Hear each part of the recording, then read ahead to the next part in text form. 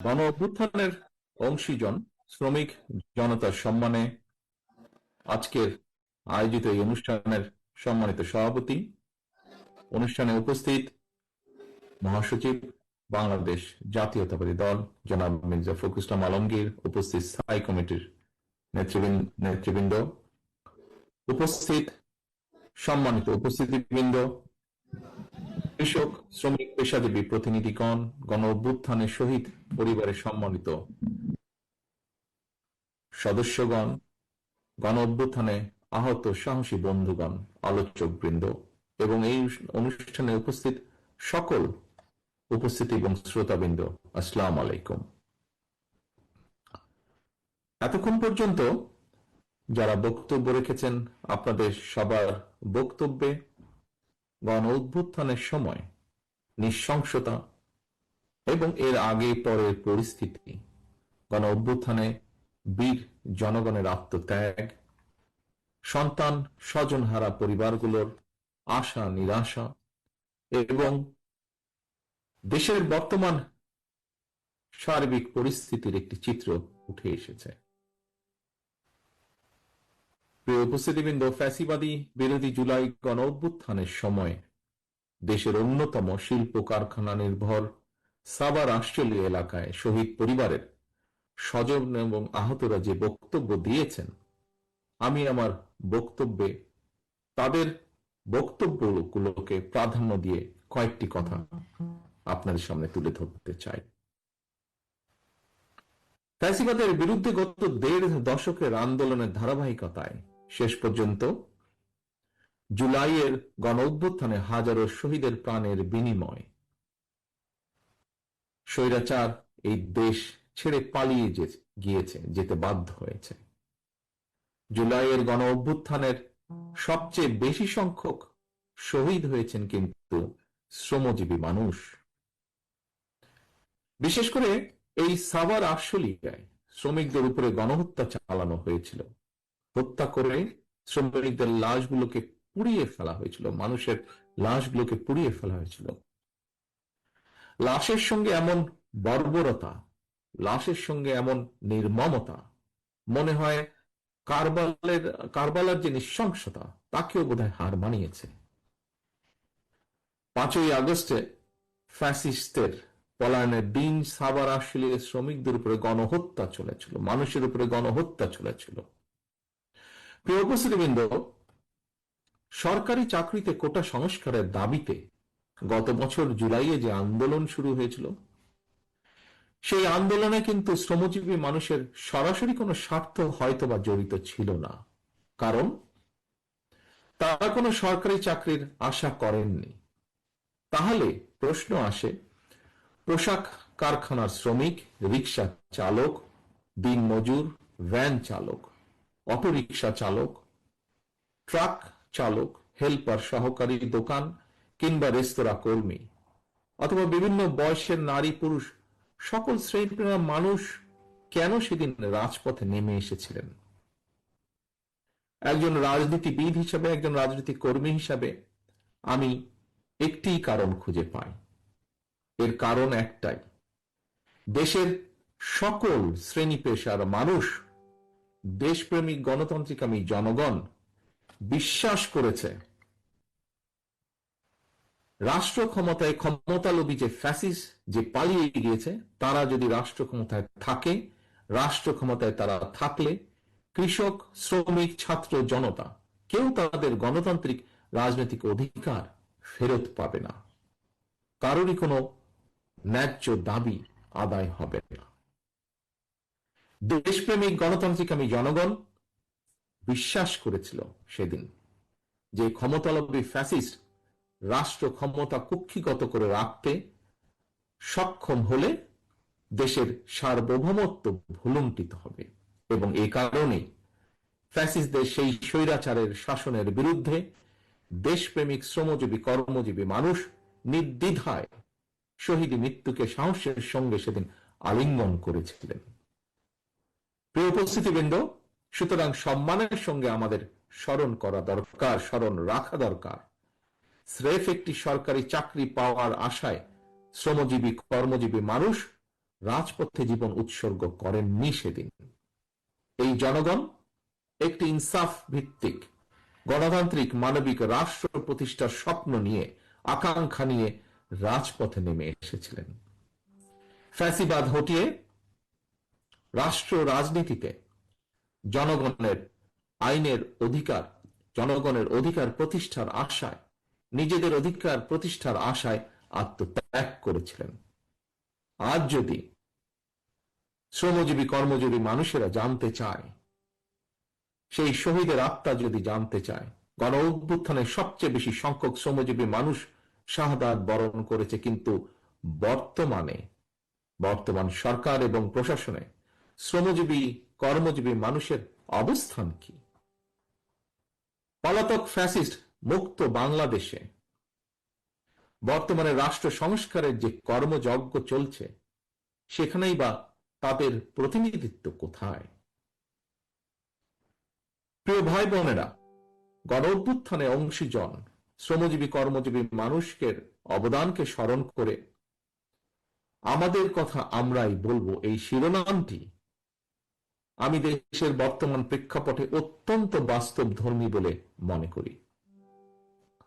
প্রতিটি নাগরিক যাতে নিজের কথাটি নিজে বলতে পারেন, নিজের ভোট নিজে দিতে পারেন, নিজের রাজনৈতিক অধিকার প্রয়োগ করে সরকার গঠন কিংবা সরকার পরিবর্তন ঘটাতে পারেন। জনগণের রাজনৈতিক ক্ষমতায়নের এই রাজনীতিটি বিএনপি বাংলাদেশে প্রতিষ্ঠা করতে চায়। একজন রাজনৈতিক কর্মী হিসাবে, একজন নাগরিক হিসাবেও আমি মনে করি একজন নাগরিকের রাজনৈতিক ক্ষমতা প্রয়োগের অন্যতম প্রধান উপায় হচ্ছে নির্বাচন। প্রতিটি নাগরিক যাতে নিজের কথা নিজেই বলতে পারে, সেটি নিশ্চিত করার স্বার্থেই দেশে একটি দায়িত্বশীল রাজনৈতিক দল হিসাবে বিএনপি বারবার একটি অবাধ, সুষ্ঠু এবং নিরপেক্ষ নির্বাচন অনুষ্ঠানের দাবিকে অগ্রাধিকার দেয়। প্রিয় উপস্থিতিবৃন্দ, সম্মানিত অতিথিবৃন্দ, আমি বিশ্বাস করি, আমার দল বিএনপি বিশ্বাস করে, স্থানীয় সরকার থেকে শুরু করে জাতীয় নির্বাচন সরকার পর্যন্ত প্রতিটি স্তরে জনগণের সরাসরি ভোটের মাধ্যমে নিজেদের পছন্দের প্রতিনিধি নির্বাচনের সুযোগ পেলে রাষ্ট্র এবং সরকারে জনগণের ইচ্ছা প্রাধান্য পাবে, রাষ্ট্রে রাজনৈতিক স্থিতিশীলতা বজায় থাকবে। রাষ্ট্র রাজনীতির মূল ভিত্তি হচ্ছে জনগণ।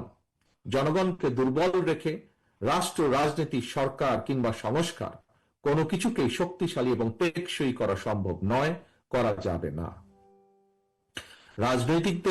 নাগরিকদের রাজনৈতিক ক্ষমতা প্রয়োগ এবং চর্চার মধ্যে দিয়েই রাষ্ট্র রাজনীতি এবং জনগণ শক্তিশালী হয়ে ওঠে। রাষ্ট্রের জনগণ রাজনৈতিক এবং অর্থনৈতিকভাবে শক্তিশালী হয়ে উঠলে ভবিষ্যতে কেউ দেশে ফ্যাসিবাদ কায়েম করতে পারবে না বলে আমরা দৃঢ়ভাবে বিশ্বাস করি। আর দেশকে কেউ তাবেদার রাষ্ট্রেও পরিণত করতে সক্ষম হবে না। তাহলে সম্মানিত উপস্থিতিবৃন্দ, সরকার এবং রাজনৈতিক নেতৃত্বকে জনগণের মুখাপেক্ষী করা গেলে রাজনীতিতে গুণগত পরিবর্তন করা সম্ভব। একই সঙ্গে জনগণের রাজনৈতিক ক্ষমতায় নিশ্চিত করাও সম্ভব হবে। দেশের সর্বস্তরের জনগণ কয়েকজন মানুষের হাতে রাষ্ট্রীয় ক্ষমতা তুলে দেওয়ার জন্য ১.৫ দশক ধরে নিশ্চয়ই আন্দোলন অব্যাহত রাখেনি, কিংবা জুলাইয়ের গণ অভ্যুত্থানেও শহীদ হননি। জনগণ রাষ্ট্র এবং সরকারে নিজেদের অধিকার প্রতিষ্ঠা করার জন্যই স্বৈরাচার বা ফ্যাসিবাদকে হটিয়েছে, জীবন উৎসর্গ করেছে। সুতরাং সরকারে যখন যারাই থাকুক, কেউ সরকার পরিচালনা করতে চাইলে তাদেরকে অবশ্যই নাগরিকদের কথা শুনতে হবে। প্রতিটি নাগরিকের আশা ভাষা বুঝতে হবে। কেউ জনপ্রতিনিধি নির্বাচিত হতে হলে তাকে অবশ্যই জনগণের সঙ্গে সম্পর্ক রাখতে হবে। বিএনপি জনগণের ক্ষমতায়নের এই রাজনীতি প্রতিষ্ঠার মাধ্যমেই শহীদদের কাঙ্ক্ষিত বাংলাদেশ গড়ে তুলতে চায়। সম্মানিত উপস্থিতিবৃন্দ, ফ্যাসিবাদ হটিয়ে জনগণ রাষ্ট্র এবং সরকারে নিজেদের অধিকার নিশ্চিত করতে অন্তর্বর্তীকালীন সরকারের হাতে রাষ্ট্র পরিচালনার ভার অর্পণ করেছে। এখন রাষ্ট্রে জনগণের মালিকানা জনগণের ক্ষেত্রে অন্তর্বর্তীকালীন সরকার মাঝে শোনা যায় যে সকল কথা, একটি অন্তর্বর্তীকালীন সরকারের একটি অংশ নানা অপকৌশলের আশ্রয় নিচ্ছেন। অন্তর্বর্তীকালীন সরকার শিক্ষাঙ্গন, স্থানীয় সরকার কিংবা জাতীয় সরকার, প্রতিটি ক্ষেত্রে বিএনপি জনগণের ভোটে প্রতিনিধি নির্বাচিত করার পক্ষে। কিন্তু এইসব নির্বাচন অনুষ্ঠানের ক্ষেত্রে অন্তর্বর্তীকালীন সরকার অগ্রাধিকার নির্ধারণে বিচক্ষণতার পরিচয় দিতে পারছে কিনা, এটি একটি বিরাট প্রশ্ন এই মুহূর্তে জনগণের সামনে। আমি অন্তর্বর্তীকালীন সরকারের প্রতি দৃষ্টি আকর্ষণ করে বলতে চাই, শত শহীদদের রক্তের বিনিময় পতিত, পলাতক, পরাজিত, বিতাড়িত ফ্যাসিবাদী অপশক্তি রাষ্ট্র রাজনীতিতে পুনর্বাসিত হওয়ার সুযোগ নিতে ওত পেতে রয়েছে। সরকারের যে কোনো ভুল সিদ্ধান্তে দেশে গণতন্ত্র উত্তরণের যাত্রা পথকে সংকটে ফেলে দিতে পারে। দেশে ফ্যাসিবাদ, উগ্রবাদ, চরমপন্থা মাথাচাড়া দিয়ে উঠতে পারে। কাজেই এই ব্যাপারে আমাদের সকলকে, বিশেষ করে অন্তর্বর্তীকালীন সরকারকে অত্যন্ত সতর্ক থাকতে হবে, থাকা প্রয়োজন। শহীদ পরিবারের সম্মানিত সদস্যবৃন্দ, এবার আমি গণ অভ্যুত্থানে শহীদ, শ্রমজীবী, কর্মজীবী শহীদ পরিবারের উদ্দেশ্যে কয়েকটি কথা বলতে চাই। আমি আগেও বলেছি, শহীদগণ কিন্তু শুধুমাত্র একটি সংখ্যা নয়, একটি প্রাণের সমাপ্তির অর্থ, একটি পরিবারের মৃত্যু, একটি স্বপ্ন সম্ভাবনার অবসান। তবে আপনাদের সন্তান স্বজনের শহীদ মৃত্যু দেশ এবং জনগণকে ফ্যাসিবাদ মুক্ত করেছে। দেশ আপনার শহীদ সন্তানের কাছে ঋণী। প্রতিটি শহীদ পরিবারের প্রতি রাষ্ট্র এবং সরকারের দায়িত্ব রয়েছে। কৃষক, শ্রমিক, মেহনতি মানুষ যাতে দেশে গণতন্ত্র প্রতিষ্ঠায় শ্রমজীবীদের অবদান নিয়ে গর্ব করতে পারে, শ্রমজীবী, কর্মজীবী শহীদ পরিবারের বর্তমান এবং ভবিষ্যৎ প্রজন্মের সদস্যরা যাতে তাদের স্বজনদের শহীদ মৃত্যু নিয়ে গৌরব করতে পারেন। বিএনপি আসন্ন জাতীয় নির্বাচনে জনগণের রায় রাষ্ট্র পরিচালনার দায়িত্ব পেলে সাভার, আশুলিয়া কিংবা অন্য কোনো সুবিধাজনক এলাকায় শ্রমজীবী, কর্মজীবী মানুষের আত্মত্যাগের সম্মানে একটি বিশেষ স্থাপনা নির্মাণের পরিকল্পনা করছে। বিএনপির